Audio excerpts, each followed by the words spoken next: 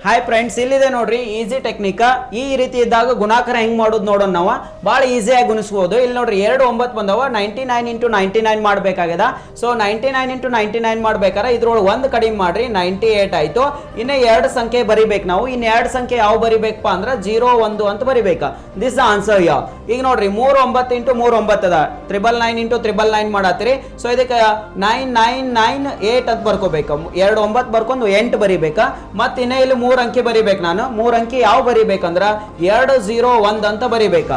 ಈಗ 4 9 ಇಂಟು 4 9 ಅದ. ಸೊ ಇದನ್ನ ಹೆಂಗ್ ಗುಣಾಕಾರ ಮಾಡ್ಬೇಕಂದ್ರ ಇದ್ರೊಳಗ 999 ಬರ್ದು 1 8 ಅಂತ ಬರಿಬೇಕಾ. ಸೊ ಇಲ್ಲಿ 4 9ಗಳ ಗುಣಾಕಾರ ಮಾಡತ್ತೀರಿ. ಸೊ ಹಾಗಿದ್ರೆ ಇನ್ನ 4 ಅಂಕಿಗಳನ್ನ ಬರಿಬೇಕಾ. ಆ 4 ಅಂಕಿಗಳು ಯಾವ ಆಗಿರ್ತಾವ ಅಂದ್ರ 0 0 0 1 ಅಂತ ಆಗಿರ್ತಾವ. ಈ ಟ್ರಿಕ್ ನಿಮ್ಗೆ ಗೊತ್ತಾಯ್ತು ಅನ್ಕೊಳ್ತೀನಿ. ಹಾಗಿದ್ರೆ ಈ ಪ್ರಶ್ನೆಗೆ ಆನ್ಸರ್ ಏನಾಗಿರ್ತದ ನೀವು ಕಮೆಂಟ್ ಮಾಡಿ ನೋಡೋಣ.